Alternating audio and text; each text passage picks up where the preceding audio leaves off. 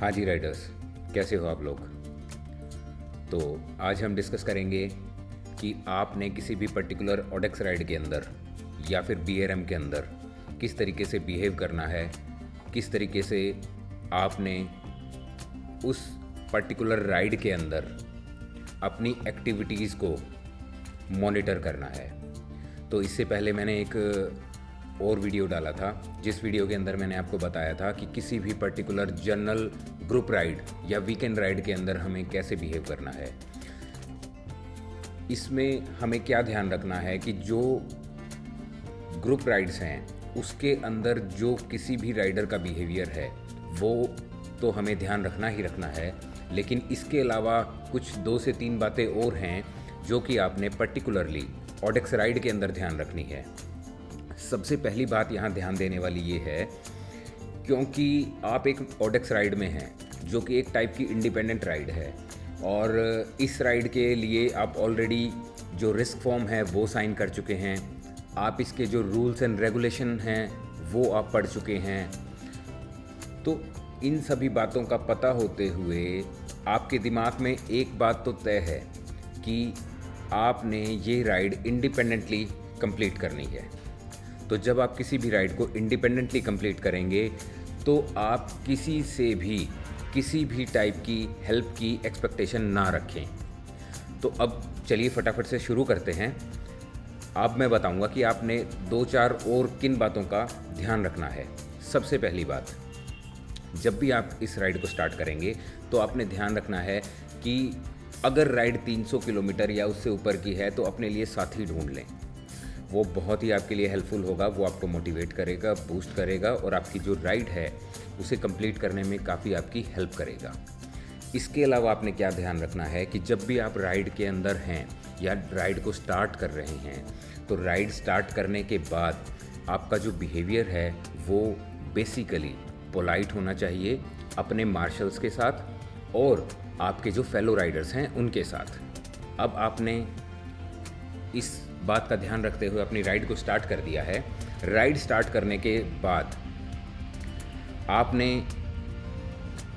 जब रूट के अंदर आप अपनी जो बाइसिकल है उसे चला रहे हैं, फॉर एग्ज़ाम्पल किसी भी राइडर को अगर रास्ते में प्रॉब्लम होती है, मान लिया आपका कोई फेलो राइडर है, आपसे वो 15 या 20 किलोमीटर आगे है और उससे किसी भी तरीके का ब्रेकडाउन है वो रास्ते में खड़ा है और अपनी साइकिल रिपेयर कर रहा है, तो आपकी मॉरल ड्यूटी है कि आप उसे क्रॉस करते वक्त कम से कम इतना पूछ लें कि आपको किसी हेल्प की ज़रूरत है तो मैं आपकी हेल्प कर देता हूँ। वहाँ किसी भी टाइप का मैंडेट नहीं है कि आप रुकें और उसकी हेल्प करें, लेकिन ग्रुप राइड जो कि वीकेंड ग्रुप राइड है वहाँ पर एक आपकी सोशल रिस्पॉन्सिबिलिटी है कि आप उस रुकें वहाँ पर और उसकी हेल्प करें। लेकिन ओडेक्स राइड में ऐसा नहीं है, क्योंकि ओडेक्स राइड में आपको टाइम को मैनेज करना है, आपने रूल्स और रेगुलेशन के अकॉर्डिंग काम करना है। तो अगर जो अगला राइडर है अगर वो आपकी हेल्प मांगता है तो आपने उसकी हेल्प करनी है, लेकिन आपने हेल्प के लिए पूछना ज़रूर है। दूसरा और आपने बातों का ध्यान रखना है अपने फेलो राइडर से रास्ते में आपने किसी भी टाइप की हेल्प, जैसे कि जिसके अंदर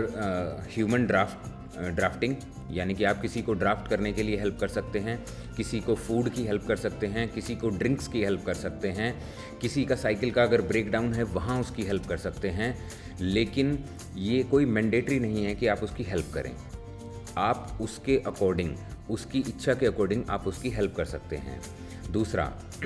आपने ये भी चीज़ ध्यान रखनी है कि आपका जो टाइम है अगर आपने ढंग से मैनेज नहीं किया और आप नेक्स्ट जो राइडर है उसकी हेल्प करने में लग गए हो तो आप ये मान के चलिए वो तो डीएनएफ होगा ही होगा और आप भी डिस्क्वालीफाई उस पर्टिकुलर राइड में हो सकते हैं। तो टाइम मैनेजमेंट आपने हमेशा अपने दिमाग में रखनी है। इसके अलावा एक स्पेशल केस है, फॉर एग्ज़ाम्पल आप रास्ते में जा रहे हैं और भगवान ना करे किसी न किसी राइडर के साथ या फिर किसी ऐसा व्यक्ति जो कि उस राइड में इन्वॉल्व नहीं है और उसके साथ कोई ऐसी घटना हो जाती है जहाँ पर केवल आप ही अवेलेबल हैं हेल्प करने के लिए, तो वहाँ आपने क्या ध्यान रखना है, वहाँ आपकी एक टाइप की सोशल रिस्पॉन्सिबिलिटी है कि अगर आपका फेलो राइडर है तो आपने अपने मार्शल को as soon as possible inform करना है, अपने साथी राइडर को रेस्क्यू करना है, और अगर उसे किसी भी टाइप की चोट लगी है तो उसको फर्स्ट एड में हेल्प करनी है। अगर जो चोट है, चोट की जो इंटेंसिटी है वो काफ़ी ज़्यादा है, तो उस केस के अंदर आपने अपने मार्शल को इन्फॉर्म करते हुए एम्बुलेंस को कॉल करना है और अपने फेलो राइडर को अपने डेस्टिन्ड जगह यानी कि हॉस्पिटल तक पहुंचाने की कोशिश करनी है, और उसके बाद ही आपने राइड को कंटिन्यू करना है। इन केस की सिचुएशन बहुत ज़्यादा ग्रेव है तो उस सिचुएशन में आप राइड छोड़ सकते हैं, क्योंकि आपका जो फ्रेंड है, आपका जो फेलो राइडर है, वो ज़्यादा इम्पोर्टेंट है उस पर्टिकुलर राइड से। तो इस चीज़ का आपको ध्यान रखना है। इसके अलावा मैंने एक चीज़ और ऑब्ज़र्व की है, क्योंकि मैं काफ़ी सारी जो राइड्स हैं BRM में कर चुका हूँ, कि कई जो राइडर्स होते हैं वो कंट्रोल पॉइंट्स के ऊपर या जब स्टार्ट कर रहे हैं तो बहुत सारा खाना, जैसे कि स्नैक्स हैं, सैंडविचेस हैं, और जो दूसरे जो उन्हें ईटेबल्स प्रोवाइड करवाए जाते हैं किसी भी मार्शल के द्वारा या फिर ऑर्गेनाइज़र के द्वारा, तो वो उसको काफ़ी सारा जो फूड है वो लोड कर लेते हैं, अपनी जो पॉकेट्स हैं उसके अंदर लोड कर लेते हैं। तो मैं आपको मेरी एक एडवाइस है आपको कि आप अपने रूट को देखें, उसके बाद आप उसके आने वाले नेक्स्ट कंट्रोल पॉइंट को देखें, और फिर ये जज करें कि आपको कितना खाना या कितना पानी चाहिए, और उसके अकॉर्डिंग ही आप अपने खाने को या स्नैक्स को लोड करें। ऐसा नहीं कि आपको 2 चॉकलेट्स की ज़रूरत है या फिर 1 ORS की ज़रूरत है और आपने 10 चॉकलेट उठाई और अपनी जेब में डाल ली। ऐसा नहीं करना, आपने इन बातों का ध्यान रखना है।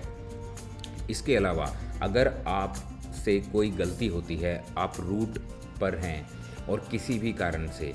चाहे वो ब्रेक डाउन हो, चाहे आपको भूख लगे, चाहे आप ज़्यादा थक रहे हों, किसी भी कारण से रूट अगर आप छोड़ते हैं तो आपने उसी टाइम अपने राइड मार्शल को इन्फॉर्म करना है। आपने बिना बताए कोई भी ऐसी एक्टिविटी नहीं करनी जिसकी वजह से आप डिस्क्वालीफाई हो। और लास्ट में वीडियो को एंड करने से पहले मैं दोबारा से वही बात रिपीट करूँगा, आपने सभी ग्रुप राइड्स के जो बिहेवियर हैं वो उन सभी को आपने फॉलो करना है। उसका वीडियो मैंने ऑलरेडी अपलोड किया हुआ है चैनल पर, और जो उसका लिंक है वो मैं डिस्क्रिप्शन के अंदर डाल दूंगा। उसके ऐड ऑन जो मैंने 2 से 3 बातें आपको कही हैं उनका आपको ध्यान रखना है, और इसके अलावा आपने अपनी ओडेक्स राइड का जम के आनंद लेना है और जितने ज़्यादा हो सकते हैं माइलस्टोन अचीव करने हैं। तो वीडियो को एंड तक देखने के लिए धन्यवाद। Best of luck and thank you Riders.